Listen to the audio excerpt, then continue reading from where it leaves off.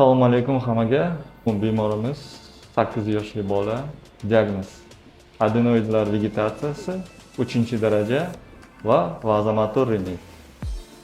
Rejali ravishda endoskopik shever adenotomiya va konxoplastika operatsiya qilamiz. Hozir mana lor operatsiyasi amalga oshirilyapti. Bunda umumiy og'riqsizlantirish uslubidan foydalanamiz. Maxsus narkozniy dihательный apparat yordamida gazli narkoz beriladi. Bu mutlaqo xavfsiz, chunki bu yerda barcha hayotiy ko'rsatkichlar monitorda, demak, nazorat qilib boriladi.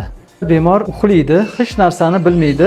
Gallyutsinatsiyalarsiz normal holatda Hurmatli obunachilar, birinchi operatsiya tugadi. Endoskopicheskiy sheverniy adenotomiya. Hujjamiz ko'rsangiz bo'ladi.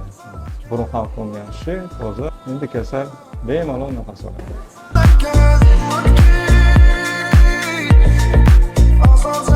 Ikkinchi operatsiyamiz tugadi. Konxoplastika. Endi hammasi yaxshi bo'ladi. Kasal burundan yaxshi nafas oladi. Xayr, sog' bo'ling.